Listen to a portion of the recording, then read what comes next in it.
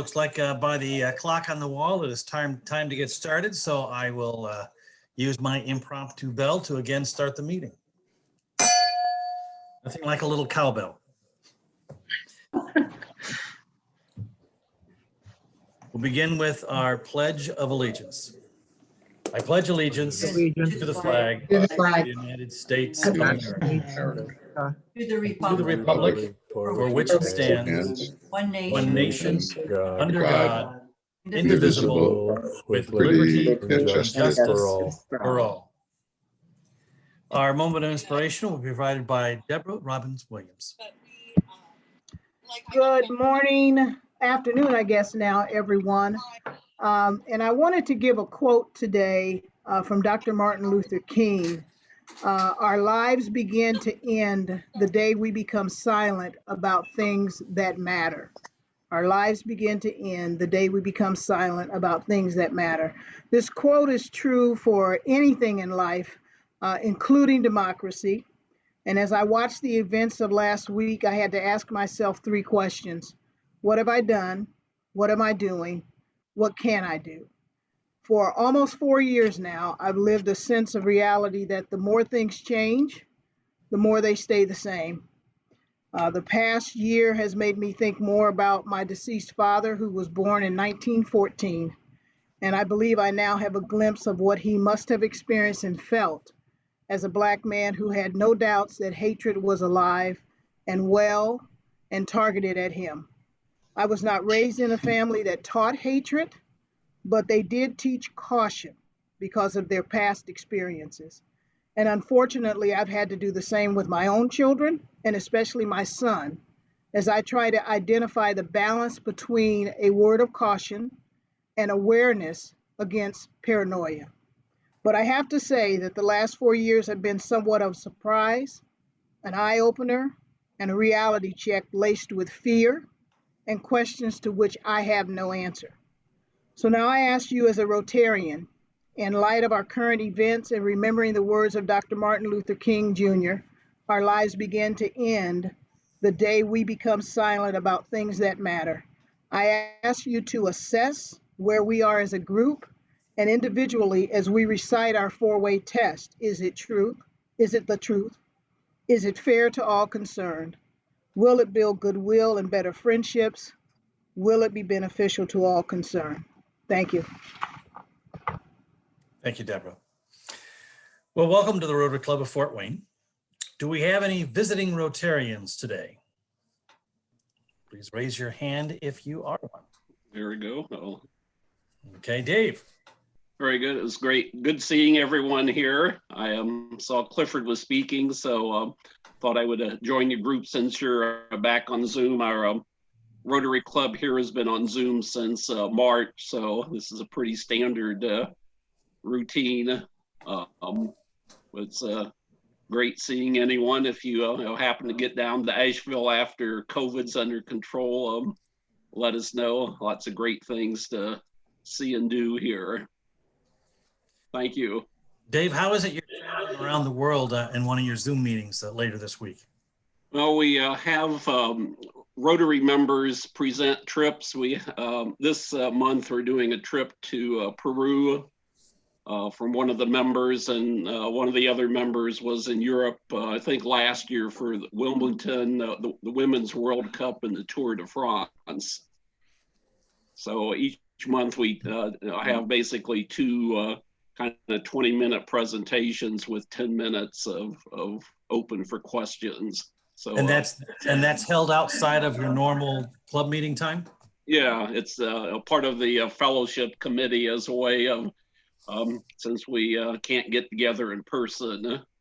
It's worked well. We've I think started back in September, was either September or October, I think was the first one that we did. That sounds like a great idea. How many people would be interested in having some presentations outside of our normal meeting time to talk about some trip you took? All right. Well, let's see if our committee that's in charge of our fellowship and outside of normal club opportunities could seize upon this idea and try to come up with some ways to make it happen for us. Great. And I see Barb there, so I have to yell a Go Browns comment. Luckily, she doesn't have her mic on. Any other visiting Rotarians? Seeing none, how about any guests of Rotarians? I don't see any students on. We are trying to get 2 students. Hopefully they'll be here next week, one from Canterbury and one from Northside, but I don't see either of them on. Jonathan, if you got any weird requests this morning, it might be our students, but I don't see any of them on. Okay. Thank Any you. other? Thank you.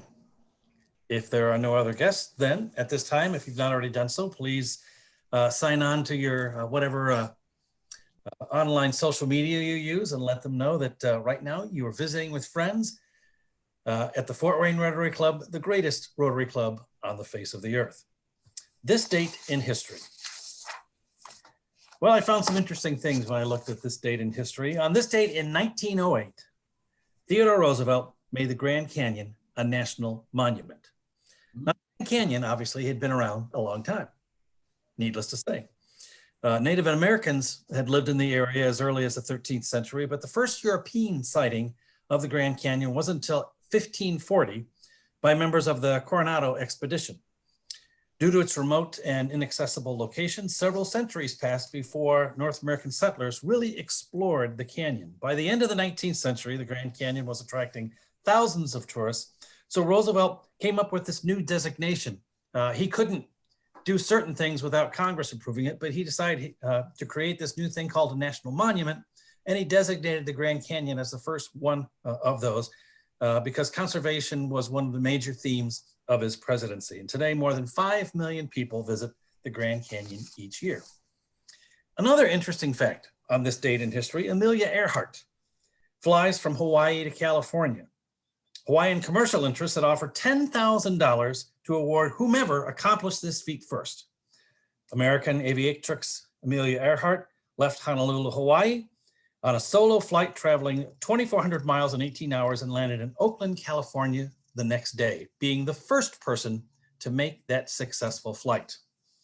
It was 2 years later that she tried to fly around the world and unfortunately crashed in the South Pacific.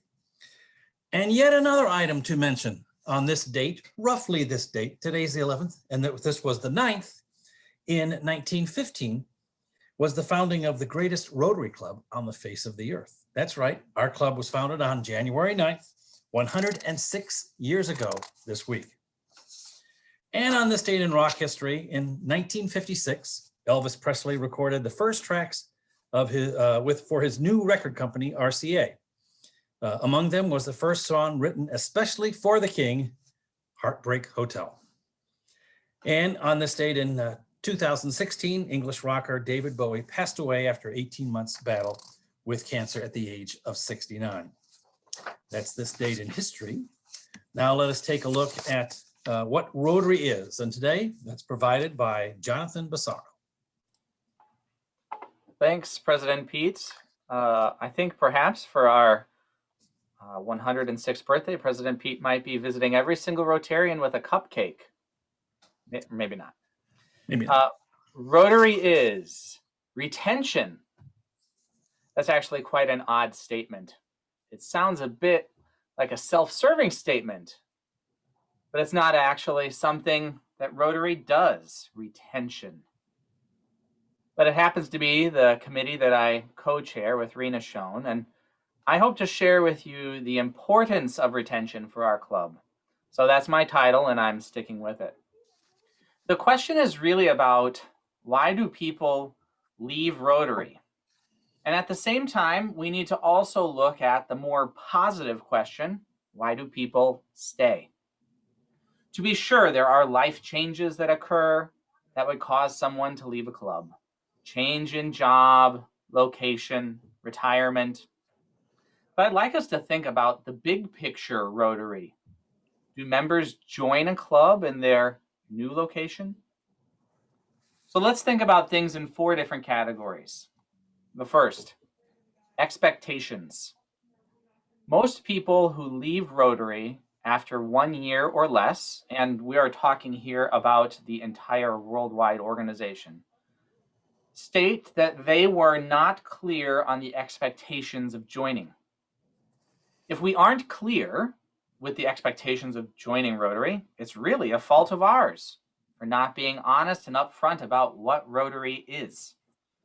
If we are clear about the expectations of joining Rotary, we will gain members not for the sake of gaining more people, but because they want to be a part of this thing.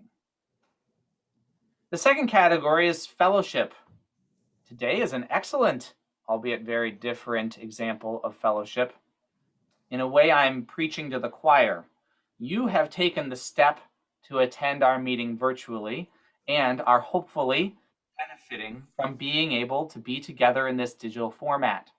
However, think of a normal time and finding people to sit with at lunch, conversations that we have together, fellowship of friends, and creating a welcoming place for one another. Let us continue to strive to welcome our fellow Rotarians and encourage continued participation. The third category is perhaps a little negative: frustration. When something bothers us, we can choose to ignore the issue, try to change the issue, or we just disengage. Most people who leave after 3 to 5 years in Rotary, and again, we're talking about the entire organization, state frustrations about leadership in the club. Well, I'm thankful that we have an engaged club with members who are willing to serve our group, and particularly to lead us through in what is sure to be a challenging year. The fourth category is about interest in meetings and activities. Sometimes people simply lose interest in our meetings. Other times, other things take precedence. I think that COVID has actually helped us to think about things that we truly miss and other things that might not seem like they're worth it to us anymore. And certainly I hope that this is not the case for Rotary. So what do we do about all of this? My first challenge is for you to articulate why you stay. What does Rotary mean to you? My next challenge is for you to articulate why your staying matters to others. Take a moment to think about the good work that Rotary does in the community, in the world. And without you, our club and organization would not be possible. Lastly, think of your colleagues in the club. Let us all strive to hold each other up in difficult times. Let us work to ensure that we are helping to retain our fellow members, building goodwill, bettering friendships, so that this Rotary Club, the greatest Rotary Club on the face of the earth, will be beneficial to all concerned. Thank you. Thank you, Jonathan. If you've not already done so, please remember to send some funds, since we're not currently together, to using the PayPal link on the spin to pay your service fee. Those funds go to all the different committees that do projects. Although we're not doing that many projects, we still need the funds to go to those services. So when you have some time, please make up for the lost time that we've not been meeting together and send some funds that way. Are there any high fives? Barb, we already know what you want to give a high five for, so go ahead. You can plug your ears, okay? Everybody who doesn't want to hear me, just, be rude and plug. Hey, yeah, you got it. Thank you, Jonathan. OH, go Ohio State tonight. And I have Scrubby with me, who will be cheering on Ohio State tonight too. And also just a high five to Dave, that I'm so glad you're here and we can say, how about those Browns? Okay, you can take your fingers out of your ears now. I will say congratulations to the Cleveland Browns, who went a long time without winning. I am a fan of the Steelers. But if they have to lose, it's hard to not, I mean, the Browns were so due. A friend of mine who was from Cleveland said that in order for the Brownies to be good, they needed a baker. And obviously their quarterback. So, John, if you want to get on the other side of either of these things, you could do a high five and send $5 this way. No, yeah, he just wants to give thumbs down. Well, is that beneficial to all concerned? Only in your opinion. Are there any other high fives? Seeing none, we will move on. We'd like to thank our Rotary workers today. Our spin today is Stasha and Jonathan is on the AV. Announcements. I was asked by the Peace Committee to please announce that tomorrow, Tuesday at 5 p.m. on Zoom, there is a meeting of the Peace Committee, followed by at 6 p.m. They will have their next offering of the book review of the Martin Luther King book, Strength to Love. So if you're interested in that, please join. And I believe our own Jim Kress is actually the discussion leader for the book tomorrow night. We will be meeting via Zoom for the next several weeks. Right now, they've changed the designation of the county from red to orange. However, we're hovering right below where they move us back up to red. So the executive committee decided this morning that we're going to hold off in adding the in-person meetings back quite yet. So continue to look to the Zoom link for us to meet every morning for the next several weeks. And you can also use the Zoom link, obviously, for any committee meetings that you wish to hold. Dues are due. As of this morning, checking, don't know what's in the PO box right now, but as of right now, the last numbers I had was that there's one that has not paid their dues, and there are 15 individual members that have not paid their dues. So if you are on that list, please send those funds this way. Again, you may use the PayPal link to do so. And today, are there any other announcements from anyone? Seeing none, then we will move on to today's program, and it will be introduced by John Pierce. John. Thank you, President Jeff. As we've discovered during the networking before the meeting, there's a whole lot of people that showed up to hear our speaker today. And it's evidence of his broad reach into the community and involvement in so many different positive things going on. So our speaker today is Clifford Clark. He's here to talk to us about the Fort Wayne Black Chamber of Commerce, where he serves as president of their board. The Black Chamber is part of a collaboration that includes the Fort Wayne, Greater Fort Wayne Hispanic Chamber, Greater Fort Wayne Inc., New Allen Alliance, that together have launched some initiatives to increase the community's diversity, equity, and inclusion. Professionally, Clifford is president of C2 IT Advisors. It's a strategic information technology advisory firm. It provides consulting services for strategic planning, project management, policy development, and broadband deployment. Clifford holds both an MBA with concentrations in human resources, management and entrepreneurship, and a Bachelor of Science degree in data processing from Indiana Institute of Technology. And he is currently pursuing a PhD there in global leadership. Some of you I know him when he was Chief Information Officer for Public Technology, or not as Ivy Tech Community College, and before that with the as a Chief Information Officer for the city of Fort Wayne. Anybody that's picked up the phone and dialed 311 to complain about garbage pickups has used at least one of the things he is well known for having initiated in our community. And without further ado, I'll let Clifford take it away. Clifford, it's all yours. Hi, thank you. Thank you very much. I'm going to go ahead and share out my screen and see that you guys can make sure and see all of this. Got it. Got it? It should be, there we go. All right. Well, and I want to just say thank you, John, for that very warm welcome. I'll just start off with that.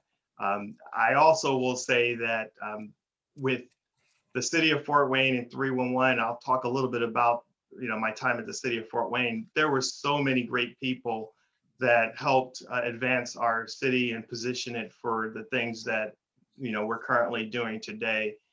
There was just a lot of really, really good work that was done, and I think that, and then speaking to Rotarians, this is no strange thing, but everybody should have some time in public service, whether it's the Peace Corps or military or working for your city or something like that. I mean, the servant leadership side, just so that you can understand, I know that too many people complain about government and taxes and things of that nature, but you got some really hardworking people in government. So that's very, very important to note.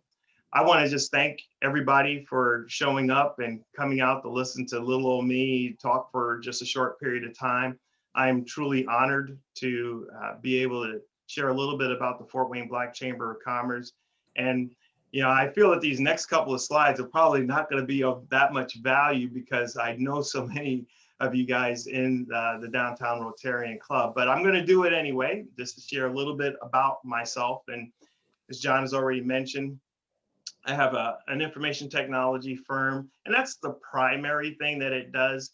But some of you know me from other roles with that firm, particularly in the strategic planning space. I do the SWOT analysis of the strengths, weaknesses, opportunities, and threats, the strategic planning.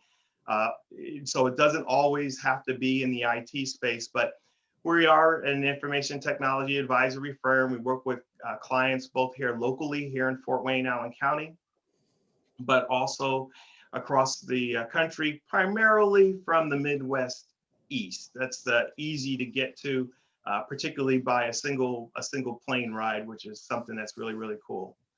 Others might know me from, I also have another company called Paradise Incorporated. It's a professional disc jockey company. And basically with Paradise Incorporated, it's been 30 years in Allen County already. But I've been enjoying myself meeting lots of great people, not only in Fort Wayne, but also in the state of Indiana and our neighboring states also. As mentioned, I'm pursuing my doctoral degree at this particular point in time at Indiana Institute of Technology, and it is a global leadership. And wow, the current events do in fact play into everything that we are going through, specifically as it relates to how we are looked at, how the United States is looked at from other countries across the globe. So it's just right on time. And my planned dissertation will have a focus in areas of diversity, equity, and inclusion.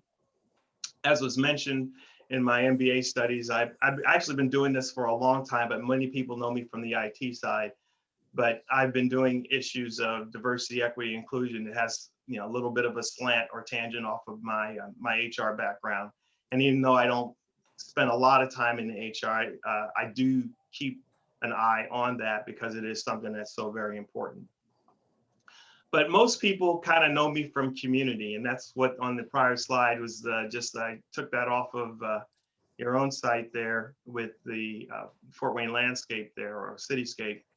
And we have a whole slew of different things. And I've been in this community for 30 years, and I've served on numerous boards at the senior level for a lot of these boards. One of my favorites, I have a couple of affinities, as you guys know. Leadership Fort Wayne, I had the opportunity to be on that board for quite some time and actually serve as board president. And I have a lot of friends from Leadership Fort Wayne. Obviously, some of them are around this table here today, and I stay close to that organization. Another strong affinity is Big Brothers Big Sisters, and I've again served as board president for Big Brothers Big Sisters. Of course, this is over a decade ago or so, but I feel that the work that I was able to do there helped lay the groundwork for the agency that it is right now. And Big Brothers Big Sisters in Allen County, much the same as you guys are saying that this is the best Rotary chapter. Big Brothers Big Sisters here in Allen County is probably one of the the best in the country, believe it or not, and covering areas up into Michigan and even touching into Western Ohio. So big thing there. For those of you who don't recognize that seal, that crest, and that's Alpha Phi Alpha fraternity. So I am engaged in fraternity. We do a lot of things on leadership. A lot of times organizations or people know us from Voteless People as the Hopeless People and voter registration, but we also have programs like Go to College, Go to High School, Go to College, which encourages individuals to pursue higher education.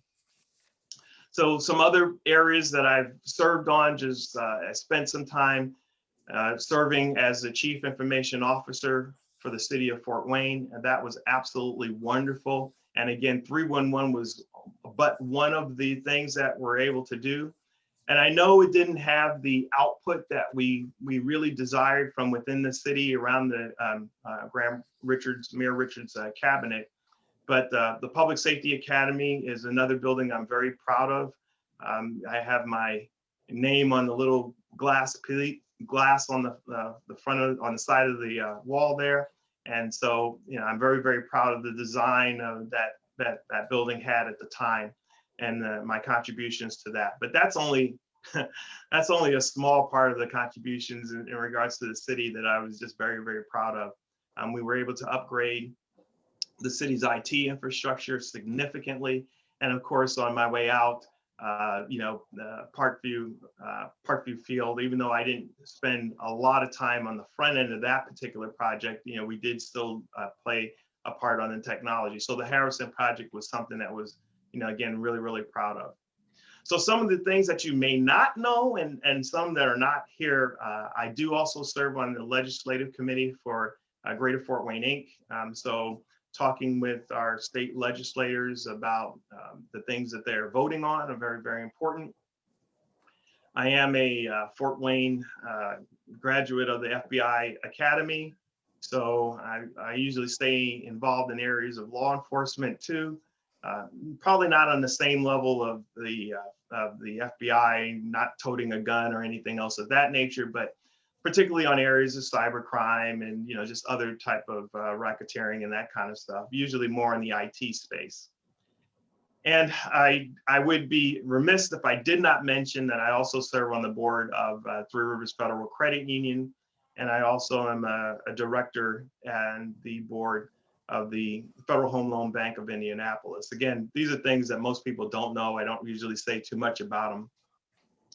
Tying in my aviation, my love for aviation, I am also a captain in the Civil Air Patrol in the Fort Wayne Composite Squadron. So even though I have to do a little extra work, I'm in the process of getting my qualifications back to actually fly. And we joke with the Civil Air Patrol as when the paperwork equals the weight of the airplane, then you're ready to go. So there's just a lot of paperwork to get done to be able to fly for Civil Air Patrol. But we do things like search and rescue. And just even the other day, it was mentioned that members of Civil Air Patrol was able to take some of the COVID test kits from one location to the next. We have a great network of rural airports in our country. That's one of the things that we often talk about, the freedom to fly. And that's something that the Civil Air Patrol can help out with. Again, search and rescue, downed equipment, natural disasters, and those types of things. So with that said, I'll get into the meat of it all, which is what we're here to learn about a little bit, is the Fort Wayne Black Chamber of Commerce. And so I wanted to just off by kind of giving you a sense of the Fort Wayne Black Chamber. And it was established in 2012. It's located right here in the city on the southeast side of town, East Paulding Road. We share a parking lot. In fact, it's the old building for the League, and most people know the League of the Blind. So it's just south of Paulding Road there off of Anthony. Basically, like a lot of other chambers, we are an advocacy agency for our members. So we try to advocate for the members of the chamber, which are generally Black owned, Black owners of businesses, but also other ethnicities of small and disadvantaged businesses. And then, of course, we have our corporate sponsors that kind of keep things going and making sure things keep working with the Fort Wayne Black Chamber of Commerce. So we do a variety of different programs, whether it be networking programs. We've done things on financial health. And so basically these are budgeting, planning, improving your credit score, those types of things. Oftentimes we do things on mental health. May is Mental Health Month. We usually try to do a program on that. We take care of access to capital issues. We do programs. We have a lot of great partners with local credit unions and banks here in town. We have quite a few of the credit unions that help support us in that aspect. And then also another fun-filled program, and I know you guys experienced Andy last month or last time you guys got together, and also understanding how local government works. You would be surprised, and I'm sure that Andy probably shared that with you, but a lot of people really don't understand how local government works. And I keep emphasizing local because all politics is local, right? If you want to get a street sign or a road paved or a problem taken care of, those are your local officials. Those are not your federal officials. So understanding how local government works is very, very important. And oftentimes for the population of Black and other minority ethnicities, that understanding is not that great. So helping them understand that is very important, especially when they want to figure out how they can fit in. So some of the other things that we've been doing is we also have done skilled labor training. We had a program, we're getting ready to relaunch it, that took individuals and helped them train up so that they can potentially join a union or in the contracting trades, basically bricklaying, pipe fitting, construction, so on and so forth. With that, we also have an advocacy program for those contractors. I will honestly say it's not been as good as we want. We want to have more equity in the ability for contractors of a variety of a diverse ethnicity to have a chance to do work in our city, and we're still struggling to do that. Thanks to Brad and others at the Community Foundation of Fort Wayne. Again, I have to give them a shout. They were able to help us move some things forward. And those things include our Black Business Directory, which we're still in development, but will be coming out here shortly. We're going to be doing a business survey to see how many folks actually shop with communities of color. So if you've ever, if you haven't had an opportunity to go into that little side shop, bodega, a little store, street market vendor or whatever, take a time to do that. I mean, we have had a really, really good example of the capabilities that can happen with young leaders in Northeast Indiana and the Bar Street Market. And those things can be a true lifeline to those businesses. And so we ask that, we're not going to stop shopping at Walmart and Home Depot and Lowe's and things of that nature, but spread the love around and help out a small business. So that's very important. And of course, with that, we are going to be launching also our new website. So those three, the Black Business Directory, the survey, and the new website, I have to give kudos and thanks to Brad for having the vision to help fund those pieces. And I look forward to delivering on that. With that said, we have some partnerships, some MOUs that we've put in place. Now, we've always had a strong relationship with Greater Fort Wayne, Inc. We have kind of a reciprocal agreement. We attend their stuff, they attend our stuff wherever possible, particularly our annual meetings and stuff like that. But we're also working with Club 720, the Fort Wayne Urban League, Northeast Indiana Innovation Center, the SEED program from the city, SCORE, and also Start Fort Wayne. And a lot of this is coming out of, there's two things that's happening at the same time. One of it is the social injustice that we saw elevate in early part of 2020. And more people wanting to do the right thing, which is something I'll talk about here in a bit. And so there's been more of a focus on communities of color, which is really where it needs to be.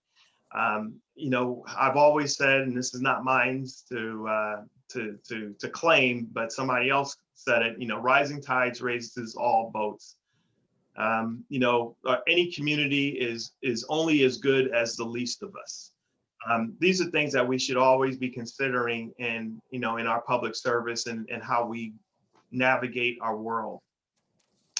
Additionally, some other things that are happening. Oh, and I want to just back up and talk about the 720 Club. Again, the 720 Club and the Urban League and the NIC all have programs with help moving people through the different challenges that they have. The 720 and the Fort Wayne Urban League have these processes to help people get to a 700 or better credit score.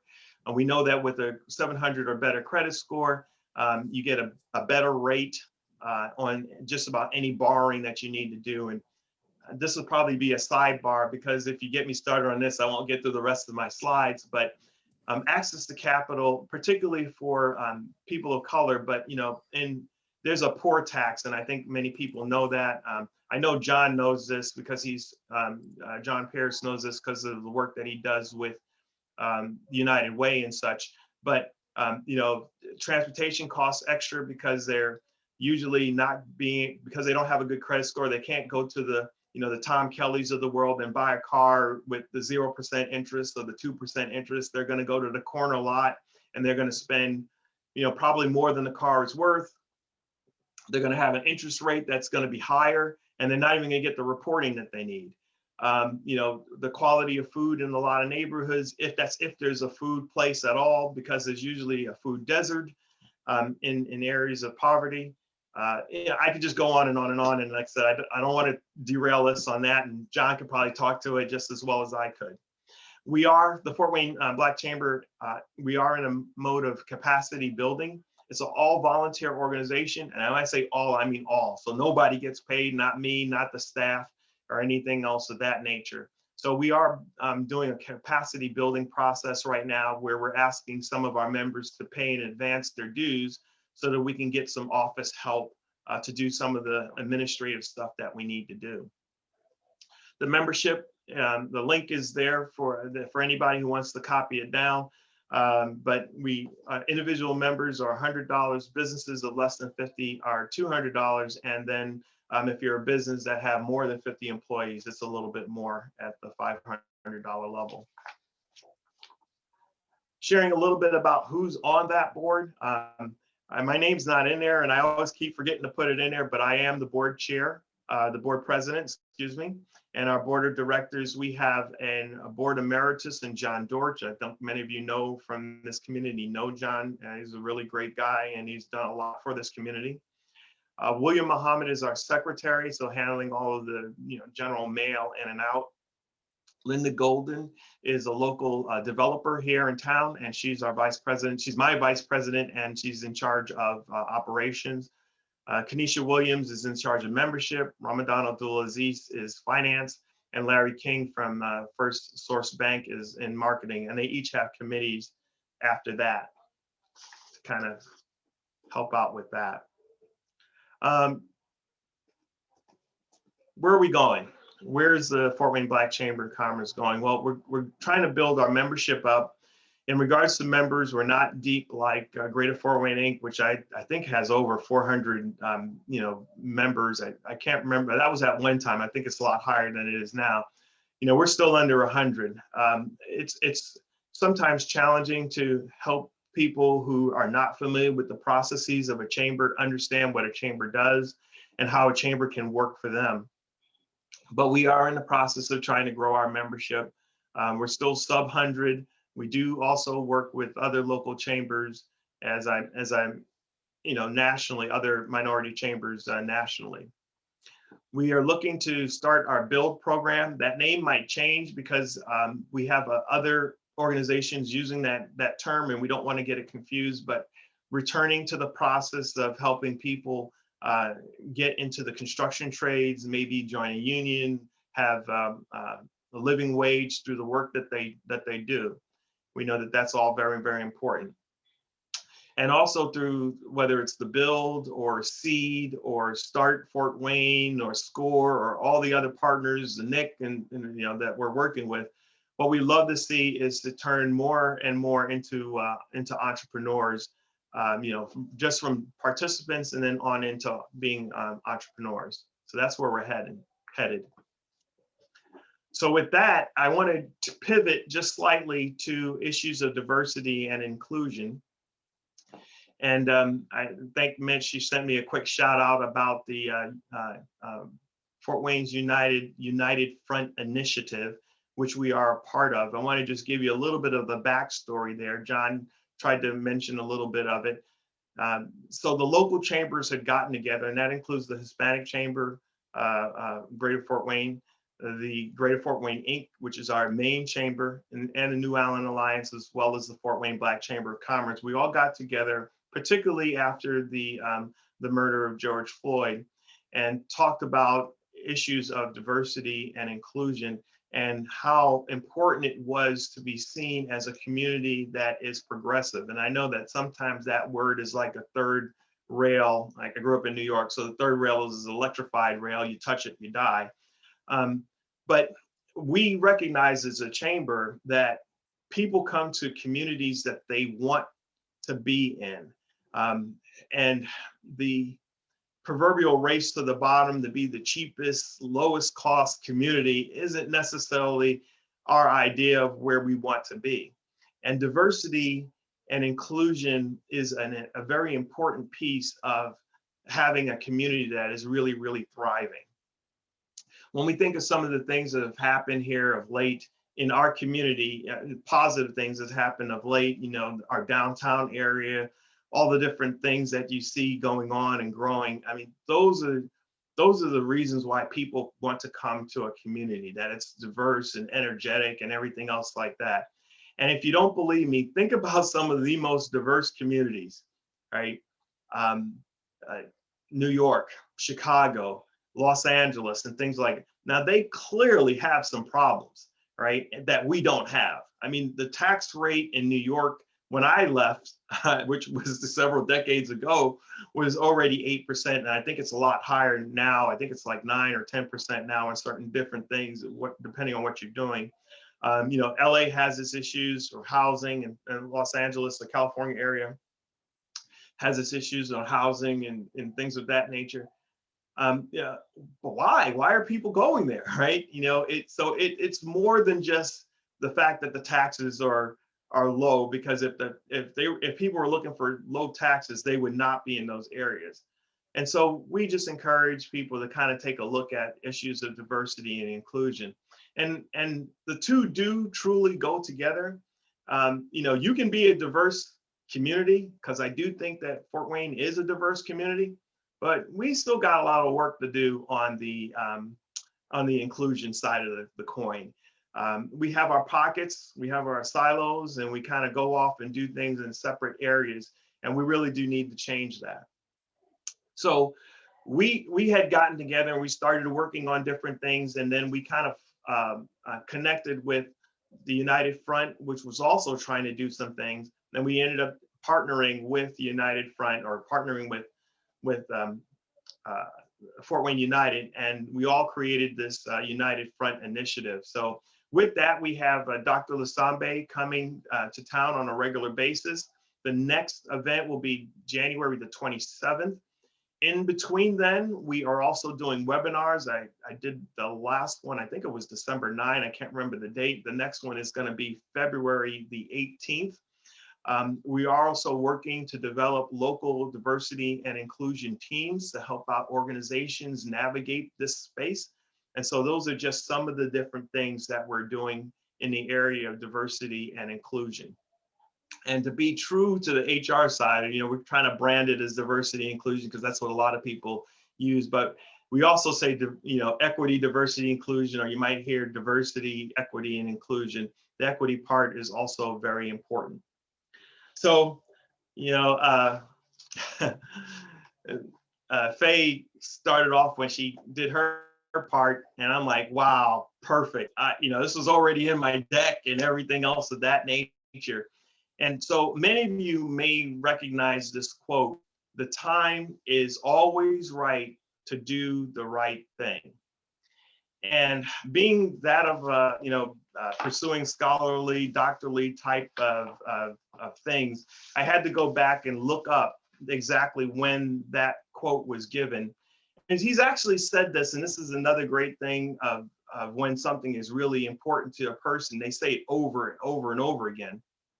He actually said this in a variety of different ways in a variety of different audiences. But in this particular case, even though I lost my notes, I believe it was to Oberlin College when he gave a commencement, and I think he received a honorary doctorate. And I want to say it was either 1964 or 65 or somewhere in that time frame. I think it was 64 or somewhere in that time frame, I think. So the bottom line is that is something that he said.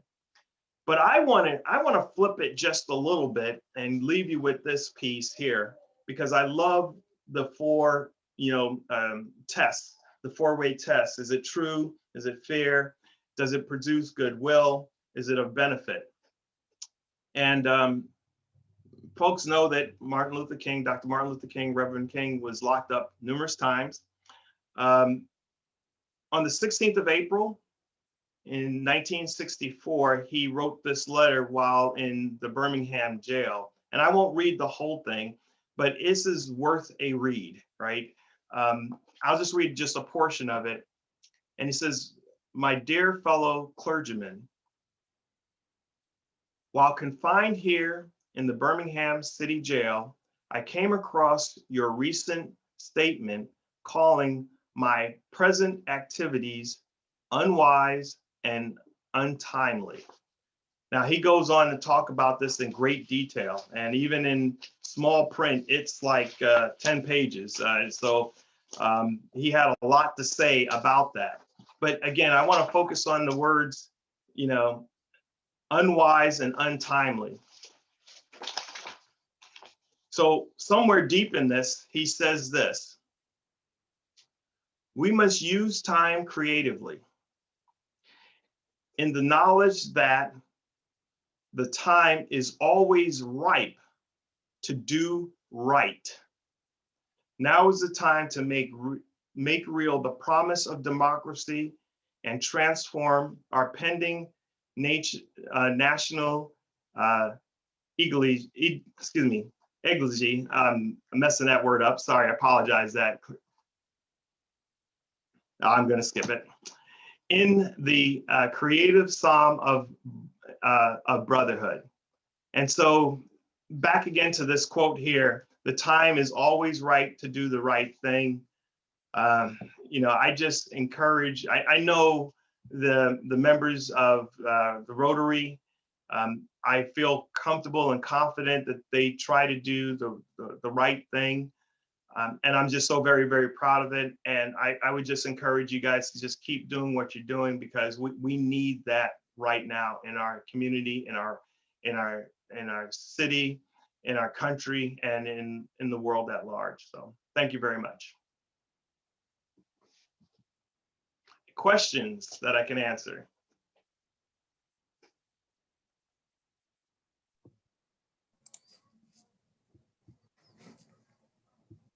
We did have a request. I think on the previous slide, you had some contact information. Sure. If you go back and show that again. Okay, could do that. And you can get in touch with David Nicole. He should be at that number. And I can also, send it on to John. John can get it out to everybody. And then I'll send all the information about the Fort Wayne Black Chamber of Commerce also. And I don't know if others have heard Dr. Lozambi speak. He is a wonderful presenter. I also am affiliated with the Alliance for Human Services, and we have at least 18 organizations that are human service organizations that have signed up to participate. You can participate in the United Front Initiative on the leadership level. You can have your frontline people participate. I don't know how many, there must be thousands. There are thousands, yes. Of individuals who are signed up to participate in some way. And I know the leaders of this think of this as a potential model for the rest of the country.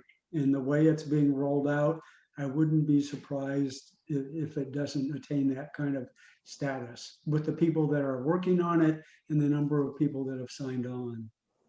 And I would add that, I'm really proud of Fort Wayne.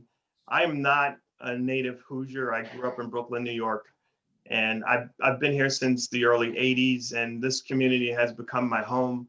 I'm very, very proud of the things that we've done, everything from our entrepreneurial spirit here to, the programs. And like I said, Leadership Fort Wayne, Big Brothers, Big Sisters. Even our chamber is truly a model. And the United Front is another model that is popping up, being recognized across the country for what we're doing. And I'll just even say, as an example, I was on a call the other day for the FBI, and they were actually having a speaker from Indianapolis area in their version of Fort Wayne United. So it's something else. It's Indianapolis United or something of that nature. But they don't have this piece. They don't have this piece. So we are truly setting the pace. And that's a good thing. And I think the deadline is maybe January 15th to sign up. So you ought to reach out soon. Yeah, maybe it's the 25th, but. Okay, I printed off some stuff and that might be right. Let's see if I have it here. I don't have it in front of me, but yeah, I think they're trying to go for the 18th or something like that, or maybe a little bit earlier than that for a sign up. We are members through the Peace Committee. We're part of the United Front as a Rotary Club through our Peace Committee. Great. And speaking of being members, it's true that you don't have to be a Black-owned business to be a member of the Black Chamber of Commerce. And I know lots of folks are as a way of supporting your work. Thank you, John. I should have covered that, right? Our chamber is diverse, right? Our board is diverse. Our members are diverse. It is truly diverse. Actually, Rick Dog got a chance to sit. He was on the chamber board, chamber committee for some period of time too. So that, yeah. We don't let the name scare you, but yeah, we're a diverse chamber. I think our issues, and this is a good talking point. The issues that Greater Fort Wayne Inc. deals with and the issues that we deal with are just totally different in the sense that a lot of the folks who are members of the Greater Fort Wayne Inc. are probably better established. And some of the smaller things that our members struggle through, like access to capital, are not necessarily issues that are being dealt with at the GFW. So even as an example, GFW has a very, very strong legislative wing. As I mentioned, I sit on the legislative committee. And so I'm not saying you shouldn't join GFW. I would say you can join both of them. But the issues that folks are coming to us for, looking for money to help get a business started or business advice or writing a business plan. I forgot to mention that. We do that too, helping folks with that. Those are things that we can help with, and we do. Businesses that really you're trying to get started are not full-time businesses. They're operating out of somebody's home on a weekend or something like that. Those are the businesses that we often see. Cliff? It's for Clifford. How many Black-owned businesses would you say are in Fort Wayne, and what is the aggregate economic impact of that on Fort Wayne? Yeah, so one of the reasons that we're going to do the survey is because we really do need to get a handle of that. But there are easily over 400 Black-owned businesses in town. The reason why I know, and I can go back again and thank Brad, is because we've been calling them, right? We've been calling it, and I know there's many of them that we do not know. And so I think really right now we have, I think the listing is short of that, short of the 400 or so, but We probably have about 400 businesses already listed. The economic impact of that, I don't know precisely. I know that as a population, Blacks make up probably about 13 to 15% of our community. It's not as high as people think. Usually 17% is quoted oftentimes. It's not that high, but that's still a big thing. And then when you think of, as I mentioned before, when you think of the extra tax that they have to pay to get to the services that they need, if you think that if we had a really functioning city all around in all quadrants, how that money could be used to benefit and keep the economic engine going. Clifford, there was a question in the comment section asking when that business directory will be out. You said we're scheduled to be out here in another couple of weeks in January. Is the target to try to get that out there. But we're gonna do twofold time. So the first one will come out, and then we're gonna do another run mid-year, because we know that the last one we did was over 5 years ago, and it was probably about 20 something pages, maybe somewhere around that neighborhood. This one will be bigger. And so people will actually need to see it and say, okay, I see the product, now I want to be in it. And so we're planning to do 2 runs. Other questions for Clifford?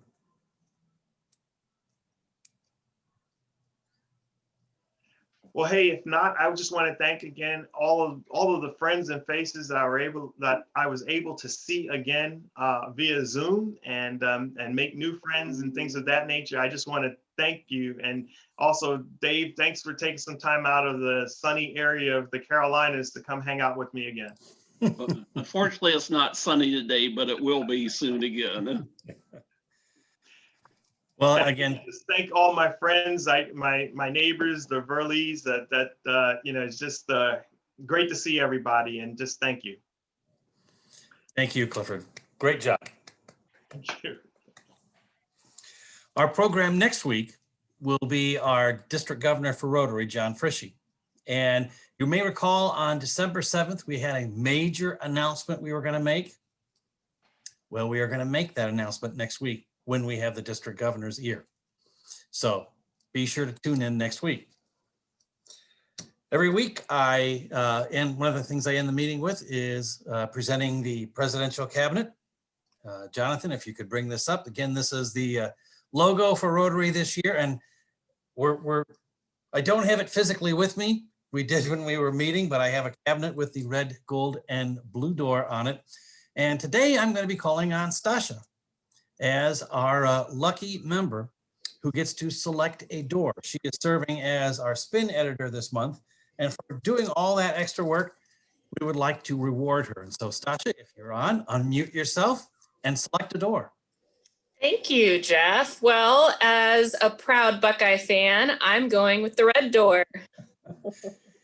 And even though you selected that due to the Buckeyes, I am an IU fan who did pretty well against your Buckeyes. We were proud that we were the only team you really struggled with. And I do hope we are the only team you struggle with this year. You know, Jeff, my dad is an IU alum, so I'm a Hoosier girl at heart, so I can relate. And actually, my husband and I were married on the day of the IU Buckeye game, the year we were married, and it was the first year that IU really gave them a run for their money. So I told my husband to take that as a sign. So there you go. There you go. Well, for selecting the red door, what I have for you today is gift card for Casa Restaurants, a $10 gift card. It'll get you started towards a really nice dinner together. Great. Thanks, Jeff. But don't wait for your anniversary. Yeah. And I also end the meeting with a quote taken from the top 100 movie lines as selected by the American Film Institute. I always try to find a way to tie it into the presentation today. And with Clifford's presentation, talking about what sounds like growing membership for both the Black Chamber as well as the United Front Initiative. The line I selected is from the 1975 film Jaws.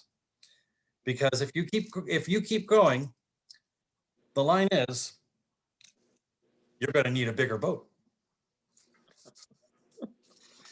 As Rotarians, We look to the four-way test to guide our thoughts, words, and actions. Please sit instead of stand with me and join in reciting the test as we prepare to adjourn for the week ahead. Of the things we think, say, or do, is it the truth? Is it the truth? Is it fair Is to it all fair to all concerned? concerned? Will it build Will it goodwill build and goodwill better and friendships? better friendships? Will it be Will it be beneficial beneficial to all concerned?